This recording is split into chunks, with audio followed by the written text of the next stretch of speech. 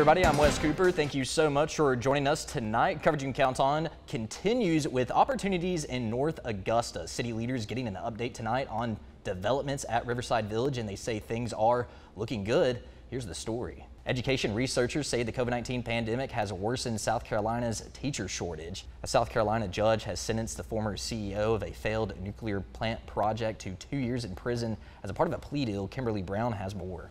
The case has state and federal implications. The judge ruled to allow the sentences to be served concurrently as long as Marsh continues to cooperate. Farming is South Carolina's #1 industry, according to the State Department of Agriculture, but growth in the state is leading to a loss of land for farmers. Yay, finally some pumpkin spice weather. Always get really happy whenever you say cold front. A lot of people do this time of year. I hear you. Yes, sir. Still ahead, travel delays across the U.S. Coverage you can count on begins tonight with state marshals trying to figure out what started that fire at the Burke County Sheriff's Office. News Channel 6's Ashley Jones was out there today and has the latest on the investigation. Deputies say they found a 27-year-old man with a gunshot wound to the head at a South Augusta gas station this afternoon. As law enforcement puts the pieces together, the search continues for whoever is responsible. Charges have been dropped against Tommy Tennyson. He was arrested in connection to a murder in Waynesboro. Good evening, everyone. I'm Wes Cooper. John Hart is on assignment. Now at 10, the minimum wage for a Columbia County employee is $12 an hour, but that's changing soon. Salaries are going up and there are a variety of open positions. Begins tonight with a maskless Memorial Day as COVID-19 vaccines continue to be administered. Many local places are easing their mask policies. Some say they are thankful, but they still want to be careful. Several doctors are working to build a new stem cell transplant program in Augusta for kids, which could be a great solution for many families in the CSRA. Here's the story. Jenny, the scene is all clear here at the Magnolia Court Apartments, what used to be the River Glen Apartments. We have seen some Richmond County deputies driving around this area, just making sure that everything is calm. One woman I spoke to tonight says she knows who the shooter is. Right, Brad, ever since that fight happened on May the 17th, authorities have been hunting for Brittany Kennedy. Now she's here at the Charles B. Webster Detention Center in a cell waiting for her first court appearance. Right, Brad, a large group will be down here on the docks at the Riverwalk near 10th Street to pick up trash like the stuff you see here tonight in the Savannah River. Right, Jenny, and we just witnessed an arrest related to the deadly accident that happened at mile marker 181 here on I-20. And as you can see, the highway is back open. The one lane going eastbound and one lane going westbound on Bobby Jones is back open after that tractor trailer crash. You can see that traffic is moving slowly. Welcome back, everybody. This is Game Night live at the Brickyard in beautiful Thompson, Georgia. The Burke County Band is about to take the field and entertain everybody with their halftime show. They're about to perform their competition routine that they have been working on all year long. Let's take a listen. Y'all played a well-fought game tonight. Some mistakes, but how do you improve? We can't have that lull right there against good teams in the third quarter. We got to keep the pressure on them. I thought we did a good job the first half, but then we got to get to the second half and we got to still continuously keep that pressure.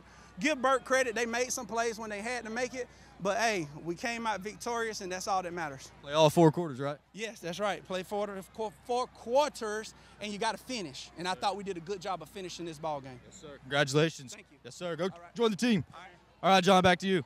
All right, Wes. We are at the Columbia County Fair. Right now we're checking out the bumper cars. It's one of my favorite rides at the fair, joined by my good friend Taylor. And there's a lot of people here at the fair. Social distancing guidelines are in place. You don't necessarily have to wear a mask, but it is being very highly encouraged. The crime tape is still up here at Johnson's Beauty and Barber Salon in the Harrisburg neighborhood in downtown Augusta, just off of Eve Street. Police say that even though this shooting happened here at this business, it is not considered a dangerous place. Cars were lined up here at May Park in downtown Augusta with eager people going inside the community center to get a dose of the COVID-19 vaccine, and with high hopes that they will earn some extra spending money. On the second floor, right back behind me at the Hal Powell Apartments on Broad Street is where the fire started. Sir, back away from the vehicle. Sir.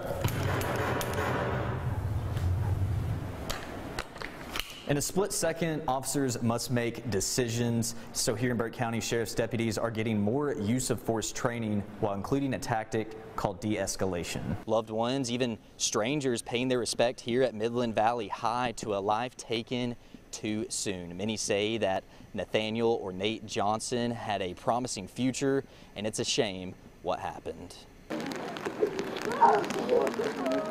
Long live Nate. 14-year-old Nate Johnson is no longer with us, but his memory is being kept alive in the CSRA. That was part of his great foundation. Nate was a smart and funny kid, according to many of his friends and family. He was living with his grandmother, who says he would eat just about anything. Nate was about to start his freshman year at Midland Valley High. He knew a lot, probably more than me, honestly. You know, he paid attention in school, kept his grades up. Every time my boy Mike had a birthday, he would come over, we would just play football, have a good time. He was all around a good kid. One of Nate's favorite things to do was spend time outside. He liked being outdoors. You know, he's always calling me over, like, hey, come hang out with me. Investigators say Nate was shot on August 14th by 30-year-old Larry McKee Jr. McKee is also being accused of shooting another man in the same Graniteville incident and of shooting a clerk at the Family Dollar in Rennes. The alleged two-state shooter is in jail at the Aiken County Detention Center. I thought it was a joke because there's no way that my friend Nate had just passed. It broke me, but, you know, I didn't cry. Now, there's a lot of rumors going around, but only few people know what really happened. Most of the community is mourning. And his uncle. During the student-organized vigil, Nate's grandmother thanked everyone for their support. As the balloons were released, some tears flowed. Nate used to go to school at the Aiken County School where Pamela GRANDY works. She knew Nate well and is helping her son cope with the loss of a friend. And my son said, "I'm good, Mom." He was a Christian, and I know where he's at. And that helped him a lot. And it helped me that my son's preaching to me that, you know, that he feels good because he knows that Nate was a Christian. Nate's friend, Matthew GRANDY, said that Monday was a tough first day back to school, but Nate will never be forgotten. In Graniteville, Wes Cooper, WJBF News Channel 6. Oh, come on, sweetie. You have a blessed day. For more than 20 years, All right, let's go. Mississippi native Connie Tooley has been helping kids get to school in Columbia County. I've enjoyed it. I've made a point of sharing a little bit of me, trying to bless somebody. I've had people stop me in the store and say, "You made my day." And I'm like, that was my whole point. How are y'all this morning? Good. Y'all have a good day, all right? Nathaniel Jackson, or Nathan for short, All right, y'all. Y'all are safe to cross. How are y'all this morning? is a little fresher to the crossing guard game. This is his third year on the job. I love every minute of being a crossing guard. There's not a day that goes by where I don't love being out here. Since hitting the streets, both Connie and Nathan's stylish yet graceful crossing techniques are getting a lot of attention.